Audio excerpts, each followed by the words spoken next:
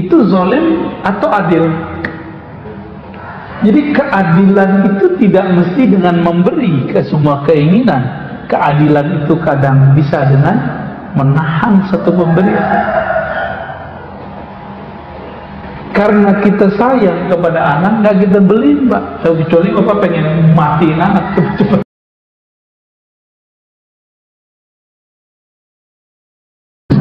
Ya. Ucapan itu kan cermin dari hati. Ya. Kalau kita ingin mengelola ucapan kan harus mengelola hati. Tadi Ustaz sudah beberapa kali menyampaikan kiat-kiatnya, antara lain adalah positive thinking tadi, terus kemudian tidak memelihara kebiasaan spontanitas, kepikir ngucap. Yang ketiga berarti memperbanyak referensi dulu. Iya. Nah, kiat-kiat apa lagi yang bisa kita terapkan agar kita bisa? Ya, yang pertama lupa sebut itu apa kata Nabi, istasqi qalbak, bertanyalah ke dalam kolbu. Ini ilmu para wali Bapak ya. Jadi para wali itu kenapa mereka bisa jadi wali? Ngapain tanya ke kolbunya? Kolbu terhubung ke ruh, ruh langsung ke Allah.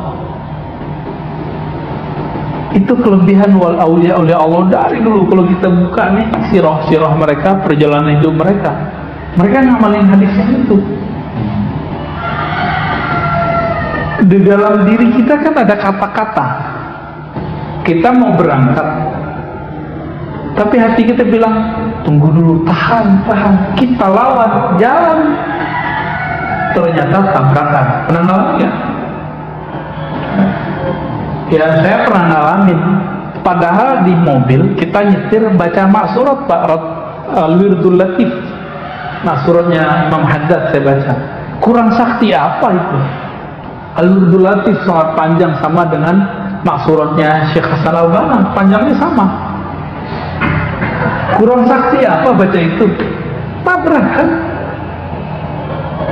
Nabraknya nggak tanggung-tanggung, saya belok ada orang pakai motor, untung dia pakai helm, kepalanya itu langsung, jadi dia tuh guling-guling Pak, kena ke tiang listrik. Masih syukur kepalanya nggak pecah, yang pecah cuma helmnya. Saya masih syukur. Coba kalau kepalanya pecahkan, saya masuk penjara. Tapi saya nggak salah juga, karena dia nggak punya SIM. Nggak punya SIM, kita mau ke kiri dia, kira-kira gitu. Batin saya udah bilang, jangan berangkat dulu, nunggu agak siangan dikit. Tapi kita lawan, pengen cepet-cepetan, pengen buru-buru. Karena benar kata Nabi, buru-buru itu dari setan. Benar ya? Alaika bita'anni, hendaklah kamu pelan-pelan, santai. Kenapa? Karena buru-buru dari syaitan. Jadi mulai latih Pak, latih. Dan itu latihannya sholat istikharah. Coba apa? Sholat istikharah itu cuma mau nikah doang. Kalau nggak nikah lagi nggak usah istikharah dia. Gimana? Mau nikah lagi? Enggak, istikharah itu bukan ketika kita mau nikah doang. Nabi mengatakan, idza hamma ahadukum, jika kamu punya masalah, keinginan, cita-cita, project, maka wudhulah yang bagus, lalu sholat 2 rakaat, baca doa istikharah. Itu doa ngomong ke hati kita hadapkan kepada Allah. Canggih gitu. Orang kalau biasa doa istikharah, dia akan terbiasa berdialog dengan jiwanya. Itu melewati meditasi Pak. Lewat meditasi itu cuma mengosongkan diri. Ini langsung berbicara dengan sumber keheningan itu. Orang meditasi kan mencari keheningan. Ini udah langsung sumber yang memberikan hening itu siapa? Kan Allah. Selesai di tangan Allah itu sudah.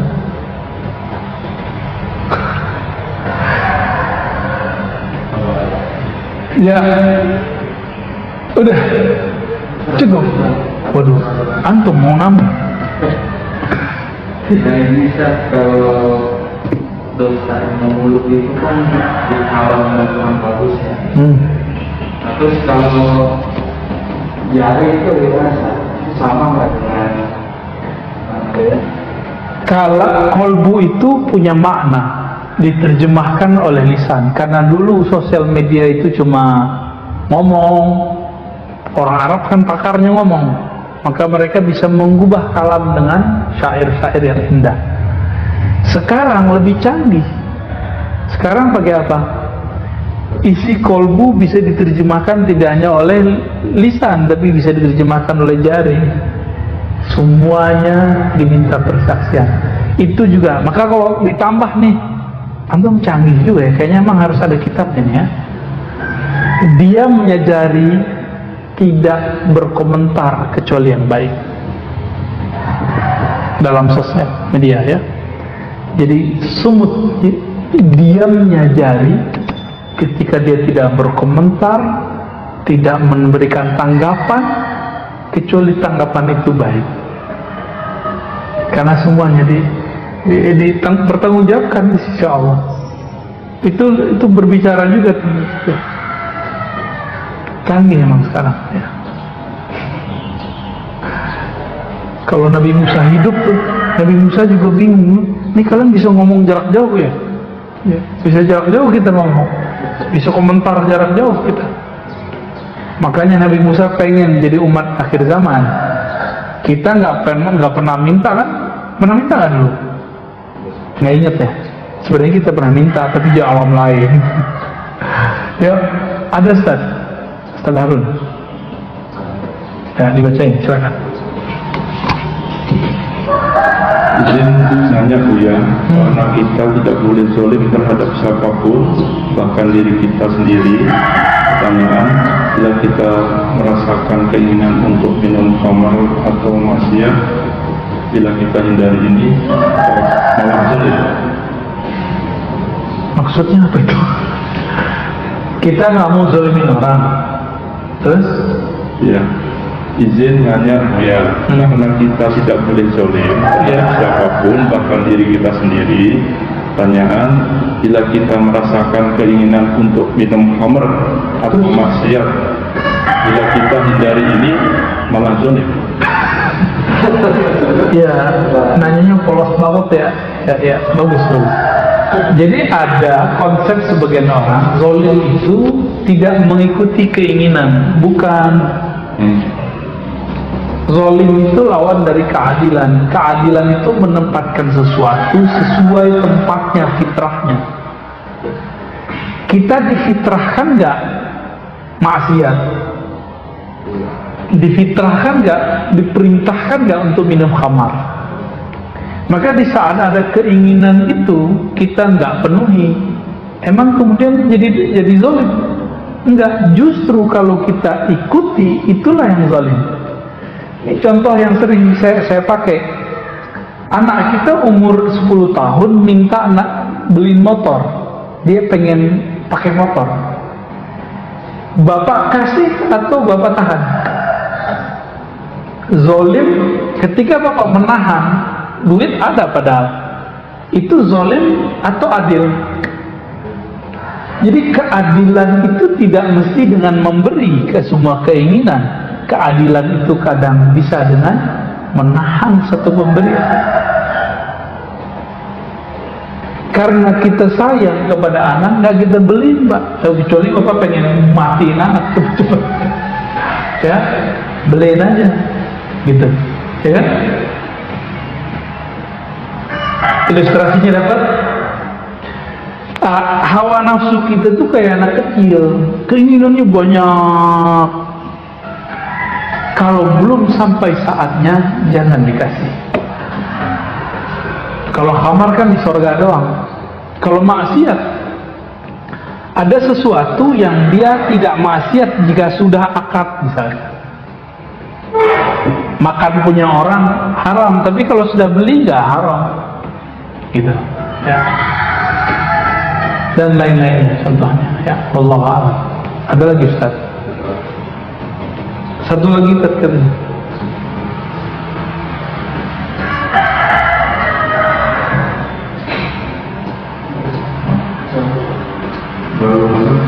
Ya.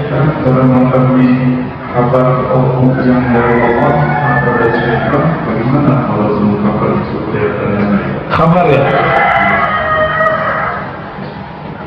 Gimana pertanyaannya? Memahami kabar yang masuk ke kolbu dari Allah itu bukan? Oh, oke. Baik. Kolbu yang berzikir kepada Allah pasti yang masuk ke dalamnya nur. Tapi kolbu yang isinya kelalaian kepada Allah pasti masuknya dari setan. Maka perhatikan di saat sinyal-sinyal itu masuk, kita lagi zikir atau kita lagi mikir. Kita lagi zikir atau lagi mikirin dunia. Kalau lagi mikirin dunia, walaupun casingnya casing akhirat, itu tidak baik. Jangan diambil. Ya. Itu indikatornya. Dari mana itu? Dari hadis Imam Ahmad, hadis Imam Tirmizi. Setan itu dan malaikat mempunyai belalai khusus ke kolbu. Jika dia zikir, maka belalai malaikatlah yang ada, sayap malaikatlah yang muncul. Jika tidak, maka belalai si iblis syaitan lah. Bukan belalai lagi ya. Kalau lagi banyak nyamuk nih, kenapa nih? Dia kan bisa suntikin tuh. Suntikan itu tuh apa namanya tuh? Sumut. Itu sumut.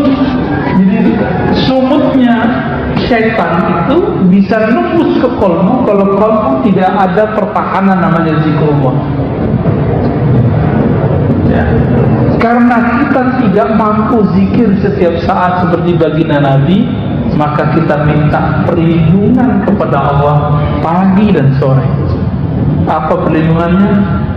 Ya muqallibal qulub, wahai yang membolak-balik hati, tolong tetapkan hati kami dalam agama-Mu, taat kepada-Mu, supaya gak kemasukan.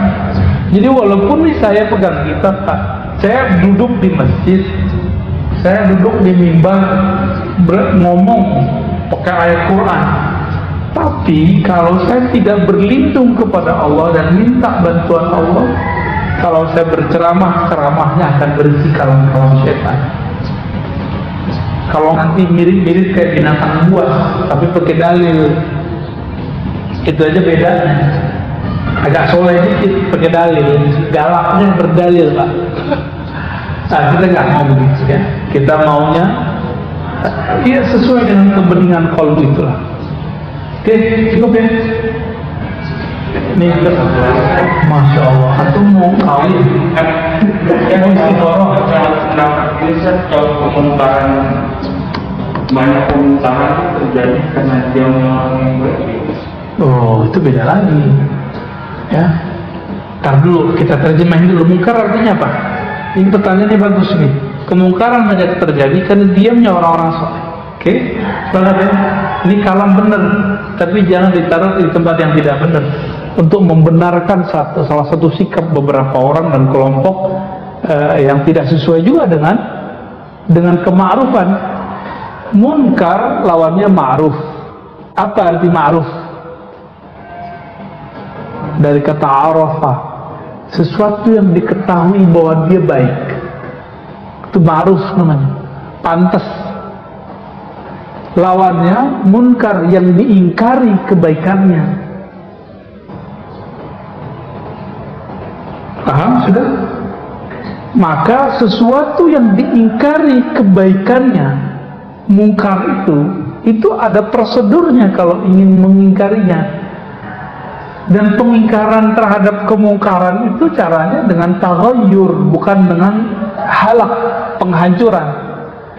Man ra'a minkum munkaran falyughayyir biyadihi. Itu berarti kan lafaznya, ini lafaz orang nggak perhatiin benar-benar. Orang maunya hancur-hancurin aja. Siapa yang melihat di antara kamu kemungkaran, sesuatu yang tidak terlihat ada kebaikan di dalamnya, falyughayyir, rubahlah, tidak ada kebaikan menjadi baik. Yughayyir, rubah, ghayyara yughayyiru taghyiran, bukan hancurkan lafaznya. Dirubah, Pak. Bisa nggak ngerubah itu? Kalau yang kita bayangin apa? Siapa yang melihat kemungkaran, hancurkan, gitu kan? Nggak begitu. Kemungkaran itu yang dirubah kemungkarannya atau pelaku kemungkarannya. Antum nih, ada tempat orang mabuk-mabukan, terus hancurin botol-botol, emang begitu? Nggak begitu. Yang minumnya dan yang punyanya yang dibenerin, itu yang disebut yughayyir, merubah. Gimana caranya supaya orang berubah tapi dia nggak tersinggung dan dia nggak merasa tersiksa? Itu yang disebut ma'ruf. Makanya jangankan ayat hadis tadi ya, di surat Luqman, ketika ada orang tua kita yang berbeda keyakinan dengan kita, apa kata Allah? Wasahibhuma fid dunya bil ma'ruf. Bersahabatlah, sikapilah, tanggapilah orang tuamu yang beda keyakinan itu dengan ma'ruf, dengan yang sepantasnya, yang menurut orang baik. Anak kalau ke orang tua gimana bagusnya?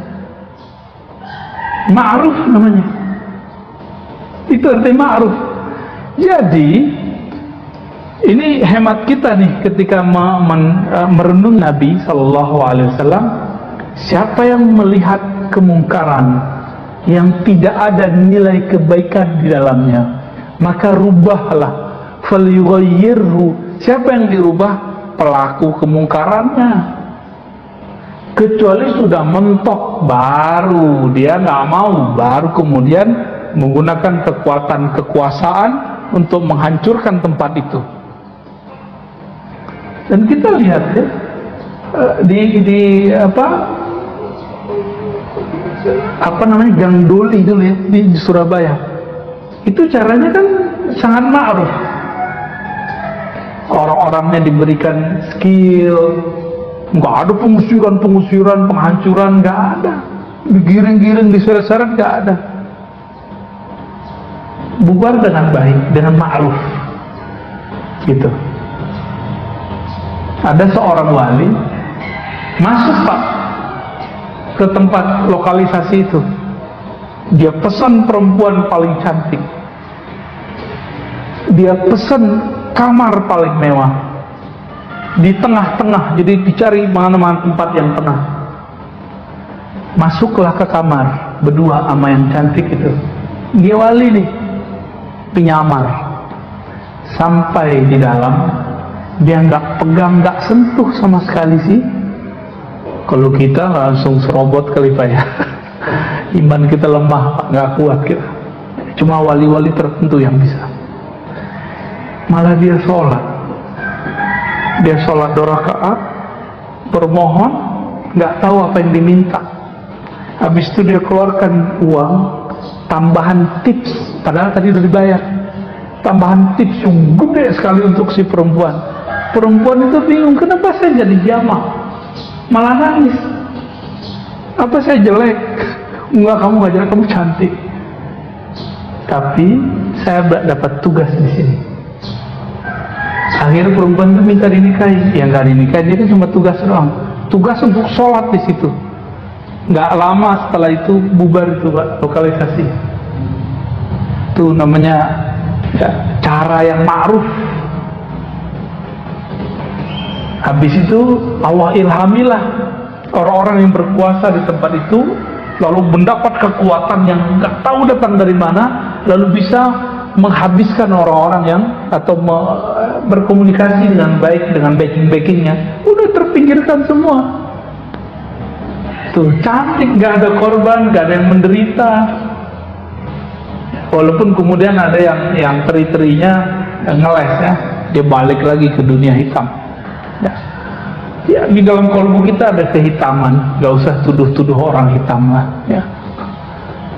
Itu ma'ruf. Jadi yang dirubah siapa? Orangnya. Hancurin bangunannya, orangnya nggak dibenerin. Dia buat bangunan baru nggak? Gitu. Itu maknanya. Jadi jangan senang dulu untuk kita masuk ke rebet ini enggak. Saya nggak sepakat gitu ya. Dakwah kita dakwah yang bilayyin kata Nabi, dengan kelembutan. Lembut tapi jelas, lembut tapi menyayatnya halus. Semoga dakwah-dakwah kita diridhai oleh Allah Subhanahu wa taala, dan dai-dai ulama-ulama yang sedang berjuang Allah ridhai, Allah ampuni jika salah, Allah bimbing kepada jalan yang diridhoinya. Amin ya rabbal alamin. Subhanakallahumma wa bihamdika asyhadu an la ilaha illa anta astaghfiruka wa atubu ilaik. Allahumma shalli ala nabiyyina Muhammad. Assalamualaikum warahmatullahi wabarakatuh.